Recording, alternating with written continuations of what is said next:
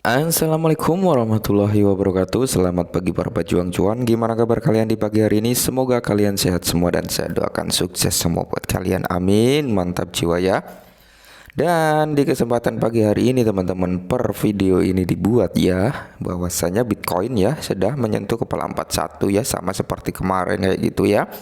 Dan di sini semua hampir ya berwarna merah gitu, masih ada beberapa yang berwarna hijau termasuk Bitcoin seperti itu. Sisanya ini masih merah-merah merona seperti ini ya kawan-kawan, ada beberapa aja yang hijau ya. Dan di sini teman-teman saya akan membahas perihal beras di mana ya. Sekarang si Bitget atau Birash ini teman-teman mengalami penurunan yaitu sekitar 6,32% ya, dari kemarin sempat ngaceng tinggi seperti itu dan sekarang sudah mengalami koreksi lagi seperti itu. Nah, di sini titik paling aman buat melakukan serok sebenarnya di sini teman-teman ya. Di kepala 98 lah ya, 98 itu sudah enak banget buat kita serok, atau kalian bisa serok juga di 120 ya teman-teman, kalau kalian memang mau masuk juga bisa di situ, atau 105 teman-teman ya, bisa masuk juga ya 105. Terus paling enak lagi di 98 itu teman-teman. Nah, dan di kali ini teman-teman ada info yang cukup menarik untuk kita bahas ya. Kita langsung saja kita bahas di sini ya. Dan ini dari Investor Plus teman-teman, di mana dia peringatan crypto price ya, mengapa investor harus waspada terhadap Bitcoin ya teman-teman. Nah, di sini setelah saya baca-baca perihal artikel ini teman-teman, banyak kejanggalan juga tentang artikel ini ya, menurut saya pribadi seperti itu. Dan di sini dijelaskan ya, Bitget Birash ya telah rally selama beberapa hari terakhir dan telah naik 42% plus dalam 7 hari terakhir. Namun semua kilau itu bukanlah emas dan proyek tersebut memiliki beberapa karakteristik yang mencurigakan untuk dipertimbangkan sebelum Anda berinvestasi. Nah, jadi menurut artikel ini teman-teman ya, menurut artikel ini bahwasanya Birash ini terindikasi skema Ponzi. Nah, seperti itu kalau saya baca sampai bawah ya teman-teman, di mana apa ya artikel ini bilangnya seperti itu sih ya, terindikasi teman-teman. Tapi kalau menurut saya teman-teman, menurut saya pribadi loh, ini opini saya pribadi ya, kalau memang si Birash ini skema Ponzi ya, buat kalian yang belum paham ya, skema Ponzi itu kayak sistem apa ya, piramida ya, dimana investor lama itu akan mendapatkan keuntungan dari investor baru seperti itu. Dan logikanya gini teman-teman ya, kalau memang si Birash ini apa ya termasuk skema Ponzi, nggak mungkin dong gini loh, maksudnya nggak mungkin holder itu selalu bertambah setiap harinya, hampir 1000 bahkan 1000 lebih loh setiap hari bertambah investornya itu atau holdernya seperti itu. Dan logikanya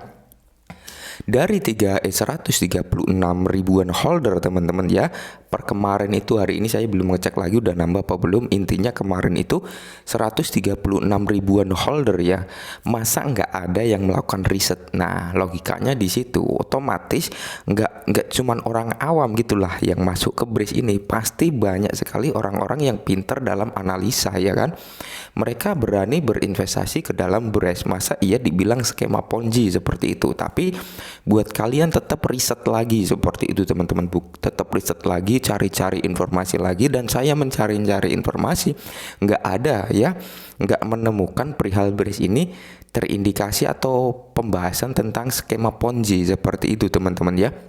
Jadi kalau menurut saya artikel ini belum tentu kejelasannya seperti itu. Dan di sini ya, pertama dan terpenting, Bitget dipasarkan sebagai cryptocurrency dengan biaya hampir nol. Namun sebenarnya Anda akan dikenakan biaya transaksi 12% setiap kali Anda membeli atau menjual atau memindahkan Birash ya. Nah, kalau 12% ini kan selipek teman-teman ya. 12% ini adalah ketika kita melakukan beli di DEX atau kayak di Trust Wallet dan sebagainya teman-teman, itu kita memang kena apa ya, melakukan penjualan atau pemindahan dana Birash, memang kita kena selipek sekitar 12%. Dan itu pun memang bukan cuman Birash aja gitu loh, semua token atau semua koin yang kita beli di DEX atau di Trust Wallet dan sebagainya, pasti kalau kita melakukan penjualan pasti kita kena selipek sekitar 12%, bahkan ada yang lebih seperti itu loh ya, logikanya seperti itu. Dan di sini blundernya dari artikel ini, kalau menurut saya teman-teman, blundernya dia itu ialah apa ya, transaksi ini kan tidak menggunakan jaringan BRC20 seperti itu teman-teman, dan mungkin kalau menggunakan jaringan BRC20 ya biayanya nggak nyampe 12% gitu loh ya, karena ini memang jaringan BRC20 belum beroperasi ke semuanya gitu, baru ada beberapa exchange aja yang bisa menerima BRC20, yaitu Big Box dan apa ya kemarin Bitforex kalau nggak salah seperti itu teman-teman. Makanya di sini takutnya nanti ada apa ya, investor baru atau orang yang baru terjun di dunia cryptocurrency melihat hal seperti ini tanpa ada pengetahuan yang dalam, ujung-ujungnya nanti bingung dia mau masuk mau enggak, mau masuk mau enggak. Nah jadi memang harus benar-benar dipahami lagi ya teman-teman, di mana di sini memindahkan BRAS dari 12% ini 5% digunakan untuk pembelian kembali, 4% untuk pemegang, dan 3% untuk pemasaran proyek ya. Seperti itu. Coba kalau kita beli di mana?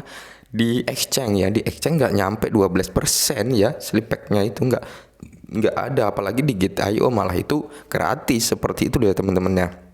Jadi ini juga termasuk blunder, dan di sini ya selain itu pembuatan proyek tersebut diketahui memasukkan tim mereka menggunakan kecerdasan buatan identitas yang dihasilkan AI, di mana memang di sini apa ya, developer daripada BRAS itu memang tidak diketahui gitu ya, alias disembunyikan seperti itu. Tapi bukan berarti apa ya ini termasuk skema Ponzi, masih apa ya, banyak alasan lah, bukan skema Ponzi juga, banyak juga token atau koin, token lah gitu aja, token yang memang developernya itu ada juga yang disembunyikan. Cuman ya kalau kita lihat kembali di sini teman-teman ya, project dari BRAS ini kalau kita lihat ya, dia benar-benar serius kalau menurut saya pribadi. Ini opini saya pribadi loh teman-teman, di mana BRAS ini juga mengembangkan apa ya, kayak semodel terus wallet atau walletnya BRAS, terus ini ada exchange-nya juga, terus jaringan BRC20 seperti itu teman-teman. Dan di sini proyek-proyek yang dijanjikan BRAS dari kemarin, dari awal dia rilis sampai sekarang ini juga berjalan semua gitu loh. Dan biasanya ya kalau sebuah skema Ponzi ya, itu token yang berskema Ponzi itu biasanya nggak bertahan lama gitu teman-teman, paling beberapa bulan gitu, ketika dia sudah mendapatkan untung ya udah ciao gitu teman-teman. Cuman ini dari, kalau saya lihat dari projectnya ya, dari project daripada BRAS ini memang benar-benar dia mengerjakan gitu developernya. Ini kalau opini saya pribadi seperti itu teman-teman. Dan di sini ya dijelaskan juga ya, di sini selain itu situs web status mereka hanyalah salinan dari Go Ethereum, dan alamat domain daftar Bitgert akan membawa Anda ke Museum Islandia. Panduan pengembang mereka juga disalin di Binance. Ini apa ironisnya, Bitgert juga telah mengaudit dirinya sendiri dan memberikan skor keamanan 98% untuk didirikan sendiri ya, untuk dirinya sendiri. Nah, jadi saya jelaskan lagi teman-teman ya. Si BRAS ini waktu rilis, waktu luncur ya, dia sempat dibuat isu itu gini teman-teman, terus wallet killer, dan ada juga yang bilang ini adalah certiknya killer kayak gitu teman-teman. Jadi memang persaingan antara terus wallet dengan Certik kayak gitu. Jadi makanya dia ada audit sendiri, dan di dalam audit BRAS ini sendiri sudah banyak token-token yang memang sudah diaudit oleh BRAS. Jadi buat kalian yang mungkin membaca ini atau melihat video saya ini, lakukan riset lagi, kalian pahami benar-benar seperti itu, benar nggak ini Ponzi, kalian cari-cari info lagi gitu. Saya mencari info di officialnya juga nggak gembar-gembor perihal ini, nggak ada ketakutan hal ini, terus di Twitter di mana-mana juga nggak ada, cuman ini aja di Investor Plus yang bilang seperti ini gitu teman-teman. Makanya dari itu saya juga sempat heran loh, kenapa seperti ini, padahal dari segi project, dari segi mana-mana itu luar biasa gitu. Kalau menurut saya pribadi seperti itu. Kalau kalian tanya ke saya, Abang percaya nggak ini kalau BRAS ini skema Ponzi? Kalau menurut saya sih 99% saya masih mempercayai si BRAS ini teman-teman. Dan untuk kalian yang mungkin ragu begini, ya udah, yang mau ragu kalau mau jual aja gitu teman-teman. Ya kalau saya masih tetap hold sampai harga yang benar-benar saya tentukan gitu ya. Karena kalau saya melihat dari dari projectnya itu luar biasa sih Bres ini. Dan mungkin ya teman-teman, mungkin ini food ya, menurut saya ya food, dimana food itu mempunyai dua karakter, dimana ada orang yang memberi tinggi dan nyangkut hingga akhirnya dia jadi food, ada juga food yang ingin nyerok di harga bawah. Nah takutnya ini food yang ingin nyerok ke harga bawah gitu ya. Ketika artikel ini dikeluarkan nanti, waduh berbondong-bondong nih banyak orang yang ini akhirnya harganya turun, malah para investor masuk tuh dus kayak gitu, dapat harga diskon kan, tahu-tahu harganya naik lagi seperti itu teman-teman, takutnya ya. Cuman ya tetap kalian harus cari-cari informasi lagi yang lebih detailnya gimana ya, dan bagaimana, jangan ditelan mentah-mentah apa yang diomongkan oleh artikel perihal seperti ini. Kalau ada artikel yang apa ya, intinya kayak model apa ya, memojokkan suatu token atau koin, kalian juga harus mencari informasi kebenarannya seperti itu teman-teman. Dan kalau saya cari-cari di Twitter, di Telegram, dan di sosmednya Twitter Army dan sebagainya, itu nggak ada yang membahas perihal ini teman-teman. Dan saya yakin ya dari 136.000 holder itu, semua yang masuk ke situ 50-70% itu investor yang memang otaknya cemerlang gitu, dia mampu meriset lagi untuk kedepannya Bres ini seperti apa seperti itu. Jadi buat kalian ya yang mungkin ragu ya terserah kalian gitu, nggak masalah, karena ini juga uang kalian sendiri gitu. Kalau saya tetap bertahan di Bres gitu teman-teman. Dan di sini ya dijelaskan juga ya bahwasanya halaman tim setelah di expo ya, jadi ini sempat diekspos ya orang-orang yang ada di Bres ini, dan setelah diekspos dihapus lagi dan dijadikan ya di sini menggunakan nama password anonim ya teman-teman, yang disebut Get Sanem seperti itu ya, nggak masalah sih kalau menurut saya ya.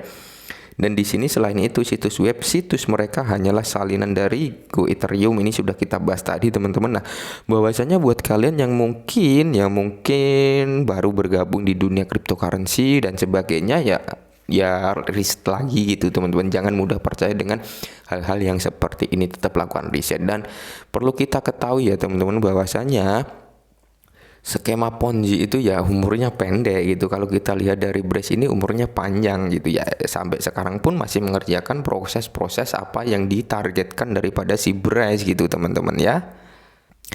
Dan biasanya teman-teman token, kalau sebuah token ya aset kripto itu kan high risk. Kalau skema Ponzi itu teman-teman biasanya menawarkan investasi ya dengan resiko minim seperti itu teman-teman. Dengan resiko minim hasilnya maksimal seperti itu biasanya loh. Kalau menurut saya ciri-ciri Ponzi itu seperti itu ya. Terus dia apa ya, intinya gimana ya kalau Ponzi itu? Pokoknya menawarkan sebuah investasi dengan bunga yang besar dan resiko minim. Sedangkan cryptocurrency ini dari dulu memang high risk seperti itu loh teman-teman, high risk ya. Memang ini apa ya, kalau di dunia cryptocurrency itu ya seperti itulah high risk ya teman-teman, kalian paham sendirilah ya, high risk itu memang tinggi resiko gitu, nggak ada yang namanya minim resiko di dunia cryptocurrency. Jadi perlu diwaspadai juga gitu teman-teman, jangan ditelan mentah-mentah apa yang dibilang artikel ini ya dari Investor Plus ini ya. Tetap kalian harus lakukan riset lagi, cari-cari informasi biar kalian yakin gitu aja teman-teman. Kalau saya sih masih yakin dengan Bres ya. Nah ini dulu perihal si Bres ya teman-teman, dan perlu saya ingatkan lagi, saya nggak ada endorsement, nggak ada apa dari Bres teman-teman ya, saya pure ya, saya pure ini apa yang saya sampaikan dari apa ya, menurut saya pribadi gitu ya, ini analisa saya pribadi gitu teman-temannya. Takutnya nanti ketika harga Bres ini naik tinggi ya begitulah ya, karena kita juga pengalaman di mana di Shiba Inu dulu ya, bahwasanya 2021 kemarin awal bulan ya kan sempat nambah zero banyak ya, hingga akhirnya banyak yang bilang scam dan sebagainya. Nah takutnya seperti itu nanti, dan akhirnya kan Shiba Inu sampai sekarang masih bertahan dan seperti itu loh ya. Nah mungkin ini dulu perihal Bres di kesempatan kali ini, semoga bermanfaat. Salam cuan.